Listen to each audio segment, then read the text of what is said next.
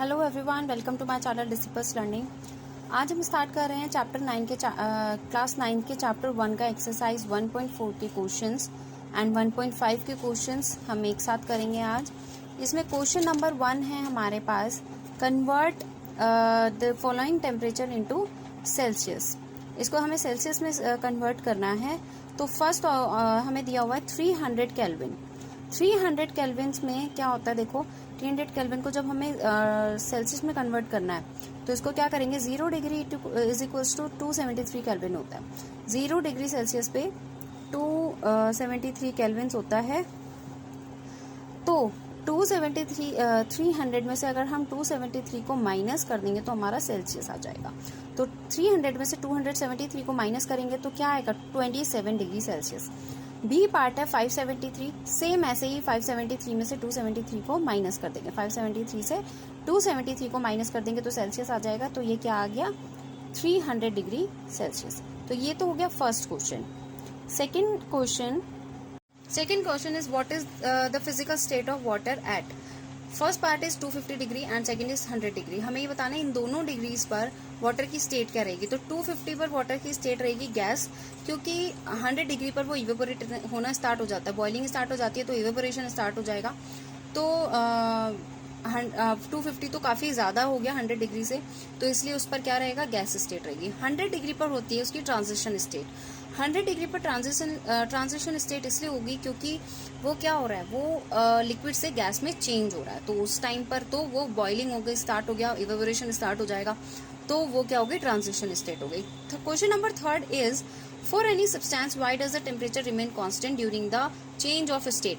किसी भी सब्सटेंस के लिए जब स्टेट चेंज हो रही है तो वो जो उसका टेम्परेचर है वो कांस्टेंट क्यों रहता है। हमने लेटेंट हीट के बारे में पढ़ा है। जब लेटेंट हीट की सप्लाई हो रही है तो उस टाइम पे क्या होगा, टेम्परेचर इंक्रीज हो रहा है, बट वाटर क्या कर रहा है, उसको वहीं पर उसको वाटर को भी तो एनर्जी चाहिए, तो वाटर को एनर्जी चाहिए, तो वो लेटेंट हीट से आ रही है, तो क्या हो रहा है कि वहां पे टेम्परेचर कांस्टेंट रह जाता है। Question number 4 is suggest a method to liquefy atmospheric gases.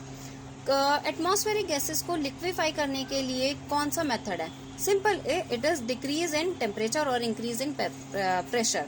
जब भी हमें गैसेस को लिक्विफाई करना है, लिक्विड में चेंज करना है, तो हम क्या करेंगे, या तो हम प्रेशर को इंक्रीज कर देंगे या फिर हम टेम्परेचर को डिक्रीज कर देंगे। टेम्परेचर कम कर रहे हैं, प्रेशर इंक्रीज कर रहे हैं, दोनों में से कुछ भी कर सकते हैं।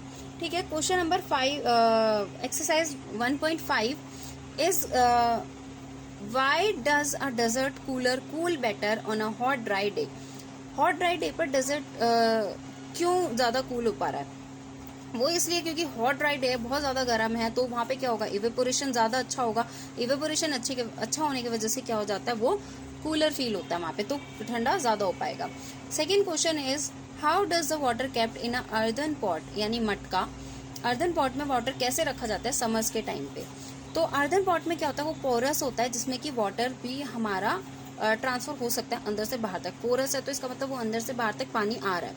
जब पानी बाहर तक आएगा तो उसमें क्या हो रहा है कि इवेपोरेशन अच्छा हो जाएगा। इवेपोरेशन अच्छा होने की वजह से वो क्या होगा, ठंडा होगा। तो हमें जो मटके का पानी ठंडा लगता है वो इसीलिए लगता है क्योंकि उसमें इवेपोरेशन हो रहा है। इवेपोरेशन होने की वजह से कूलिंग हो रही है और कूलिंग होने की वजह से पानी ठंडा हो पा रहा है। Question number 3 is why does our palm feel cold when we put on some acetone और पेट्रोल और परफ्यूम ऑन इट। अगर हम अपने पाम पे एसीटोन, परफ्यूम या फिर पेट्रोल रखते हैं तो हमें ठंडा क्यों लगता है। ये तीनों सब्सटेंसेस से बहुत वॉलेटाइल हैं। अगर हम इनके आसपास भी फायर लेकर जाएंगे तो ये बहुत जल्दी फायर कैच कर लेते हैं। तो इसका मतलब रूम टेम्परेचर पे क्या हो रहा है कि वो इवेपोरेशन उनमें बहुत अच्छा हो रहा है। अगर रूम टेम्परेचर पे इवेपोरेशन इंस्टेंट हो रहा है तो क्या हो जाएगा, हमें ठंडा फील होगा, हमें इंस्टेंट कूलिंग फील होगी वहां पर जहाँ पे हमने उसको डाला है अपने पाम पे। Question number 4 is why are we able to sip hot tea और milk faster from a saucer rather than a cup.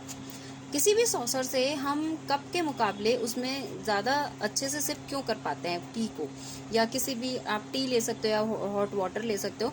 Saucer क्या होता है, थोड़ा बड़ा बाउल की तरह का वेसल है, तो उसमें क्या होगा, हम इवेपोरेशन के लिए सरफेस एरिया इंक्रीज हो गया। सरफेस एरिया इंक्रीज होने की वजह से क्या हो गया, इवेपोरेशन ज्यादा हो रहा है। इवेपोरेशन ज्यादा होता है तो कूलिंग जल्दी हो रही है, तो इसलिए हम सॉसर से जल्दी सिप कर पाते हैं in comparison to cup. Cup का सरफेस एरिया कम होता है। तो उसमें कूलिंग नहीं हो पाएगी इतनी जल्दी, क्योंकि इवेपोरेशन का जो सरफेस एरिया है वो कम हो जाता है। Question number 5 is what type of cloth should we wear in summer. कौन से टाइप के, किस टाइप के क्लोथ्स हमें समर में पहनने चाहिए। तो सबसे पहले हमें कॉटन क्लोथ्स पहनने चाहिए, क्योंकि वो एब्जॉर्प्शन उसका बहुत अच्छा होता है। एब्जॉर्प्शन अच्छा होगा तो जो स्वेटिंग हो रही है उसको एब्जॉर्ब करेगा और इवेपोरेशन हो जाएगा, और इवेपोरेशन की वजह से हमें क्या होगी, कूलिंग फील होगी। लाइट कलर के कपड़े भी पहनने चाहिए, क्योंकि अगर हम डार्क कलर के कपड़े पहनेंगे तो क्या हो जाता है, डार्क कलर पहनने से उसमें हीट एब्जॉर्प्शन ज़्यादा होता है, और हीट एब्जॉर्प्शन ज़्यादा होने की वजह से हमें गर्मी ज़्यादा लगेगी। तो हमें लाइट कलर कपड़े पहनने चाहिए, ताकि लाइट कलर हीट एब्जॉर्ब इतना नहीं करता है, तो उससे क्या होगा, हमें गर्मी भी कम लगेगी। तो इसलिए cotton and plus light colour clothes we should wear in the summer season. Thank you so much. Please like, share and subscribe.